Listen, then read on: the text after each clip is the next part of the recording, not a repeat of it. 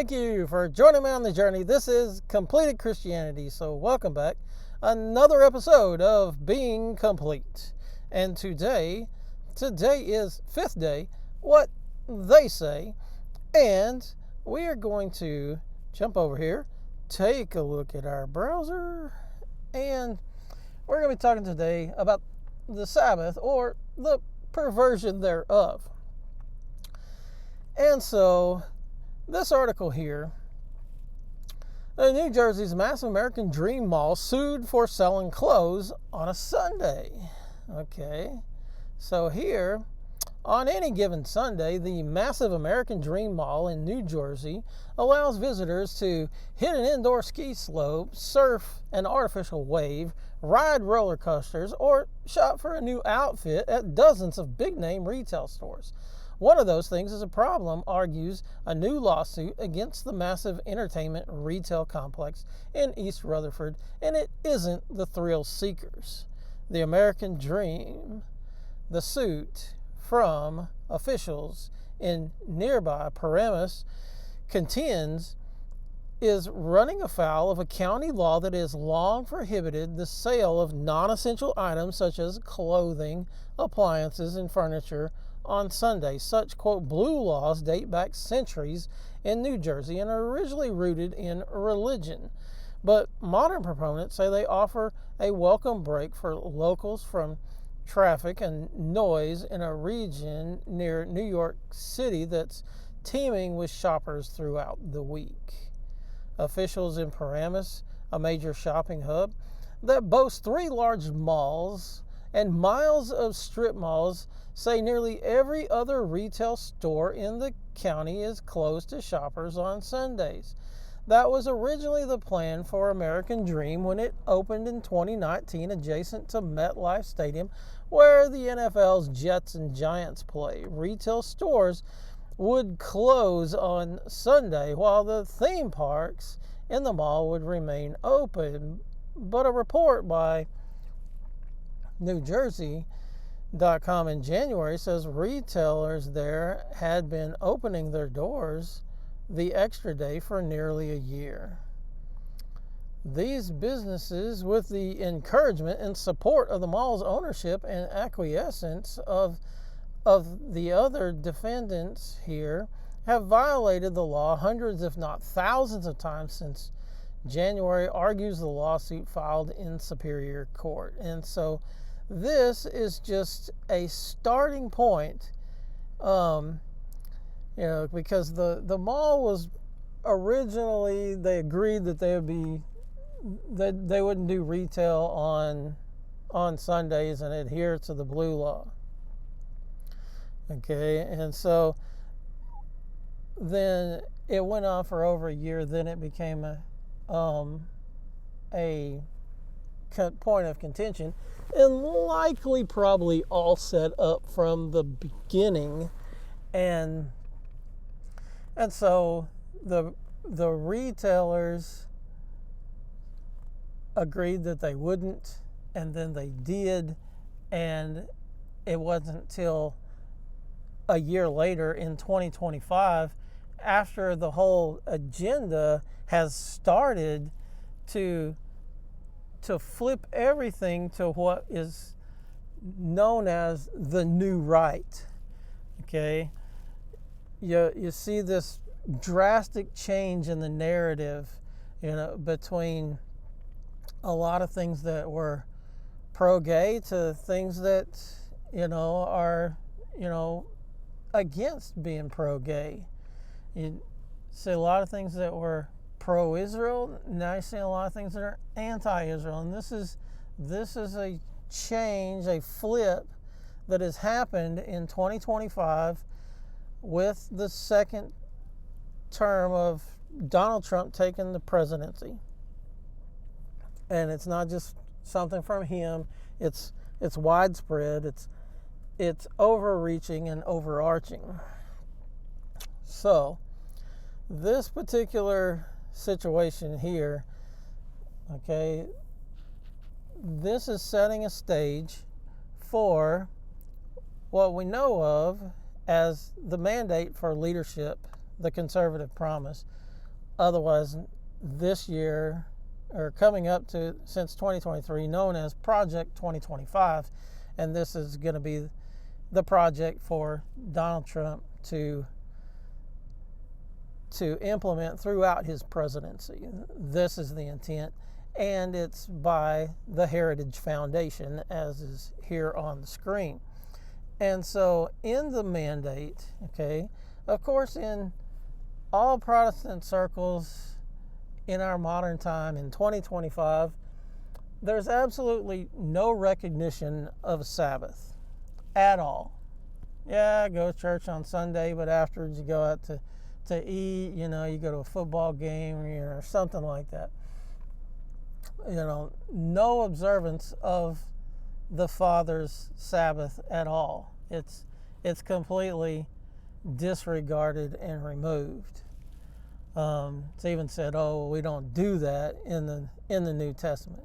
So here, in this Project 2025, okay, has this section here. When you come down to page 589,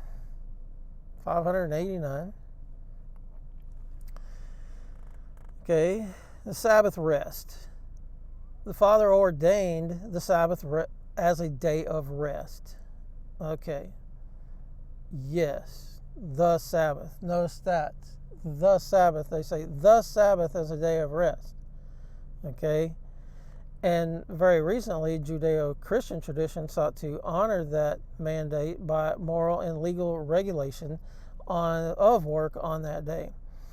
And so there's saying that, referencing these blue laws that was just talked about in that article.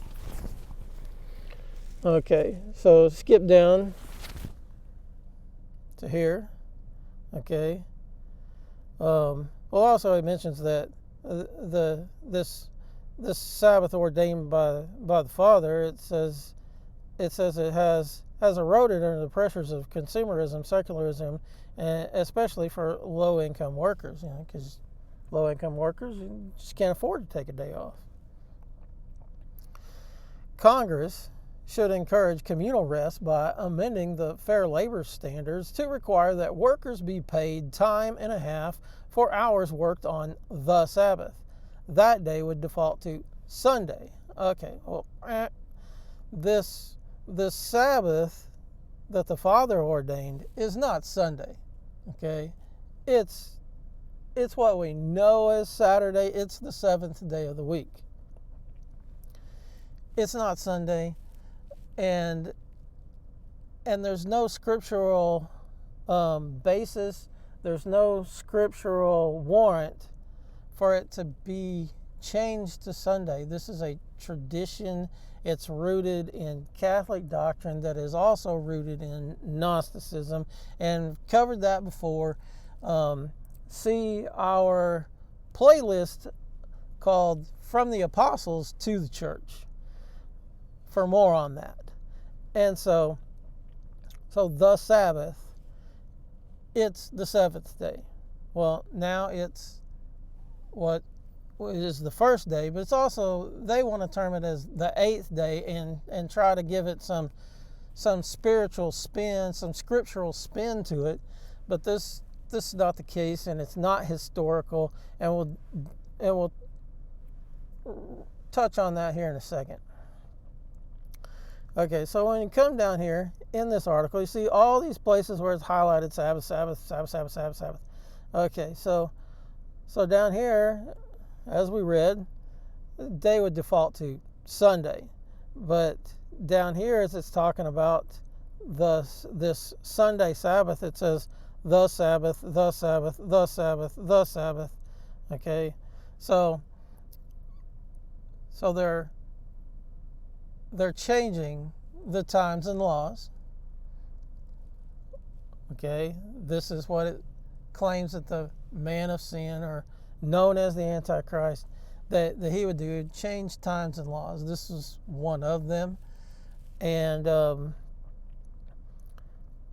Sabbath being changed to Sunday, it's not scriptural. Okay, you can make a lot of excuses and you can put a lot of spin on it, but it's not scriptural.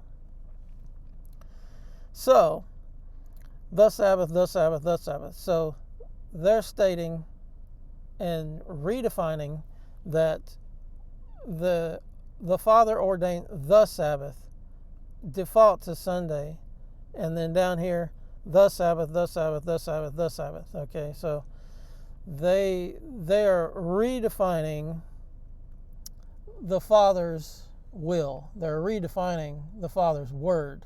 They're changing the Father's word. The word is the Messiah. When you change the word, now you got a false Messiah.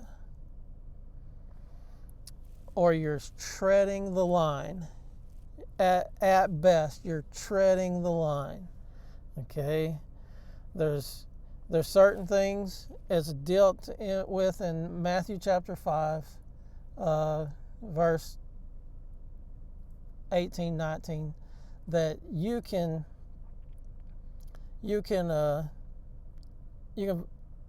violate some laws and still be least in the kingdom. But when you're doing that, you are treading the line.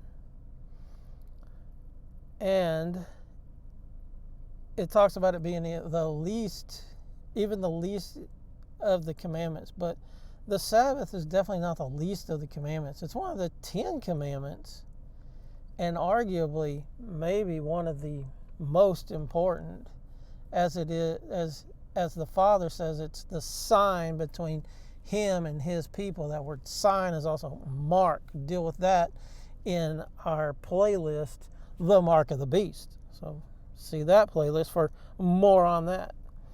So Sabbath. Over here, okay, go back.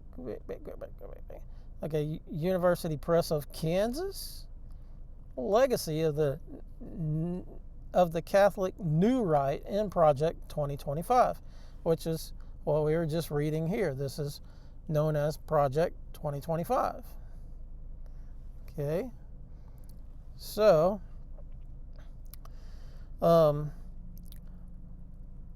this first paragraph here: for the past 4 decades, the Heritage Foundation, a conservative think tank, has published policy proposals ahead of presidential elections. The most recent installment of the Mandate for Leadership series, published in 2023, is a 900-page collection of essays written by a host of right-wing thinkers, as advised by more than 50 conservative organizations, that has come to colloquially be known as Project 2025, written with a future Trump presidency in mind. Well, that worked out for him, didn't it?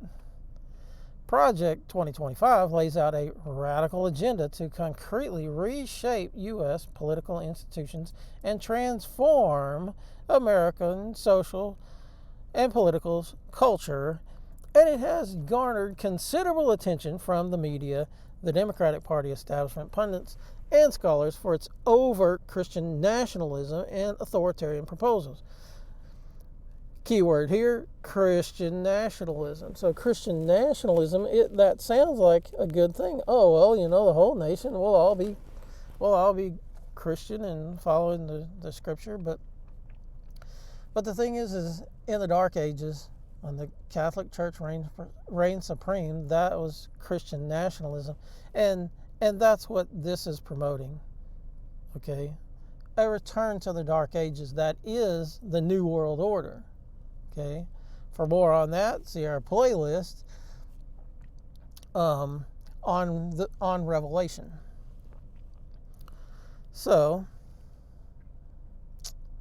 as it comes down here, okay, this paragraph here at the top. But when I first sat down to read Project 2025, I was most struck not by the newness of proposals, but by their deep familiarity. So it wasn't new. Half a century after its founding, Heritage Foundation has gone back to its roots and the vision of one of its key founders, the right-wing political activist Paul Weyrich.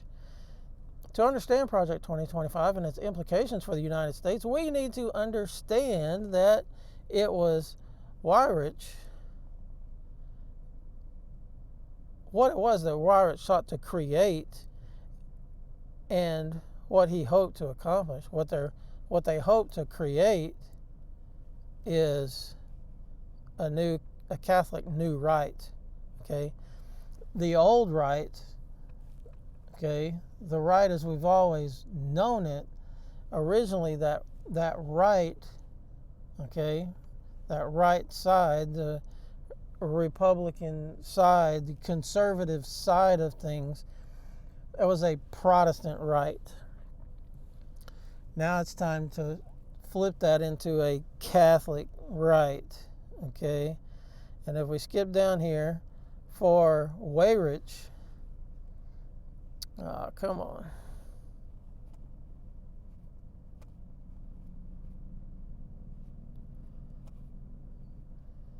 Okay, for Weyrich, who was a devout traditionalist Catholic, there we go. He was a devout traditionalist Catholic, but this organization was heavily promoted, okay, which the organization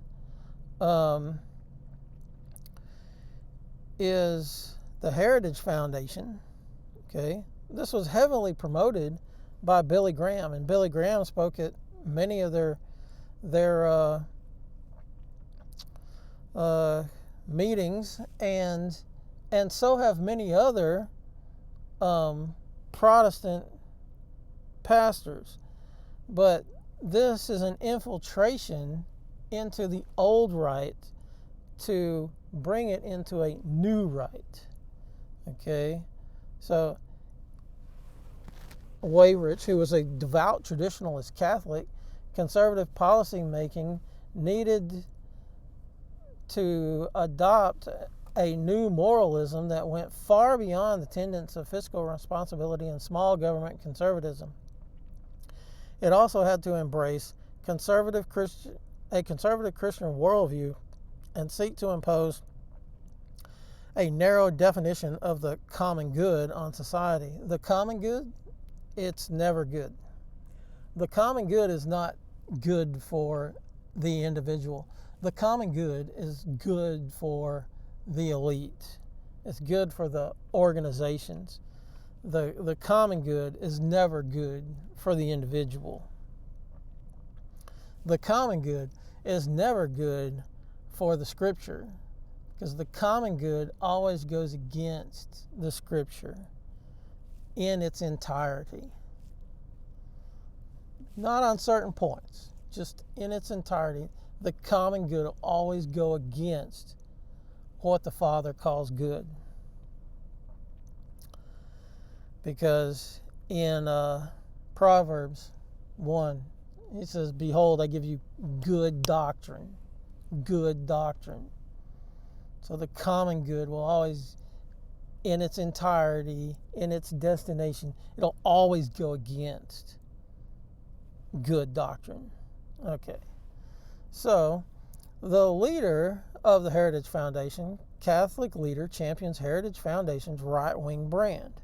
And we just want to look at this this right here. Okay, so this lady holds a Project 2025 fan at the Iowa State Fair, August 14, 2023 in Des Moines, Iowa. The Heritage Foundation, led by Catholic Kevin Roberts. So, a Catholic started this, was one of the people who started this, okay? And it was originally Catholic. And even to this day, this guy, okay, leads the organization. He's Catholic. So the organization is Catholic.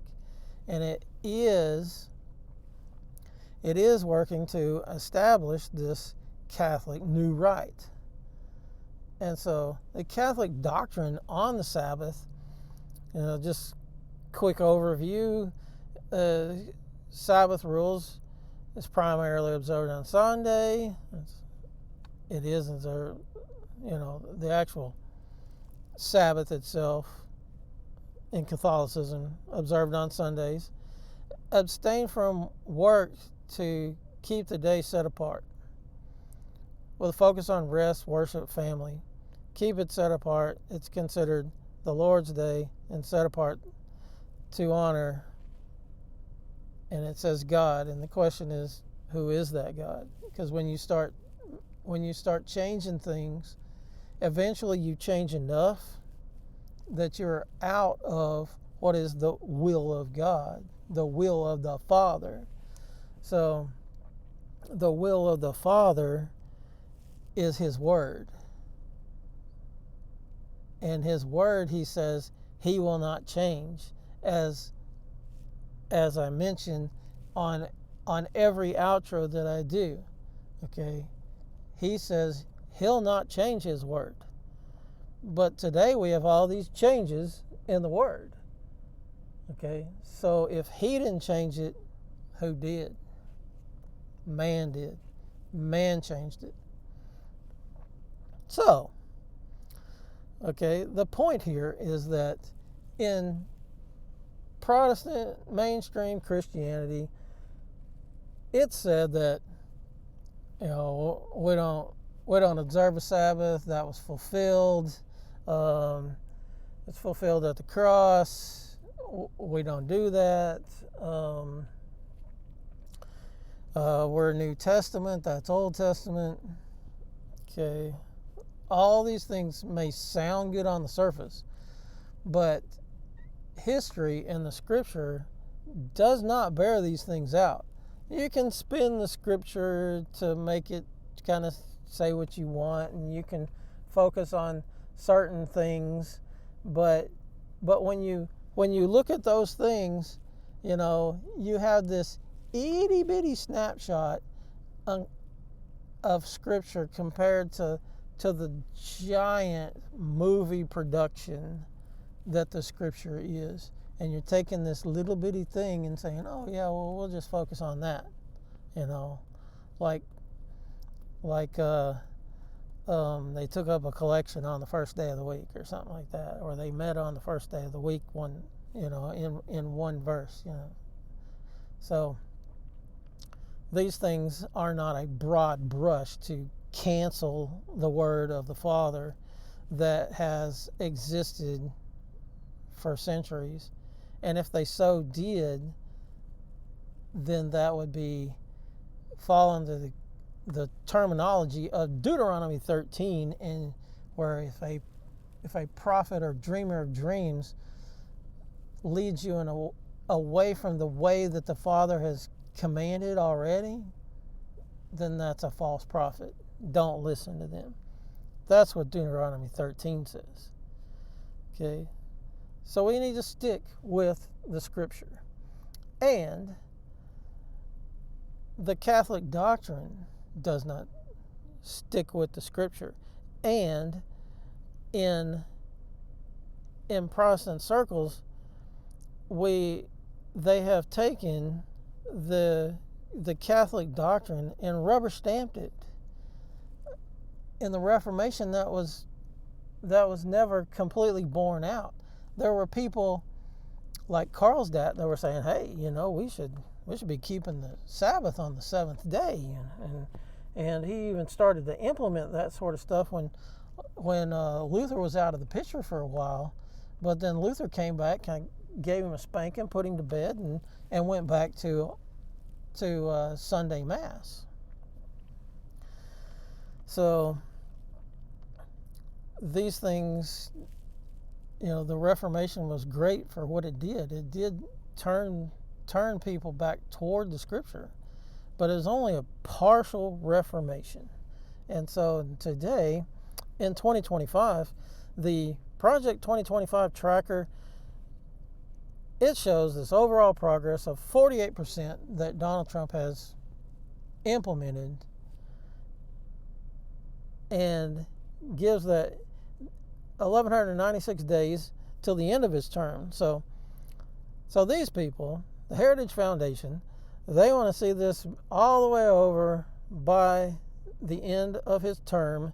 And so we shall see what happens, but it ain't going to be good no matter how far across this bar goes. it's not going to be good.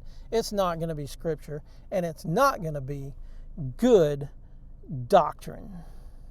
Psalm 89:34, my covenant I will not break nor alter the word that has gone out of my lips. If you like the video, give us a thumbs up. Comment down below. Comments of opposition are welcome. Just don't say anything dumb like we're not under the law. We're under grace because you've been taught to use that verse outside of the bounds of its intended context. Subscribe now. Smash that subscribe button and ring that bell so that you get notifications of all future videos.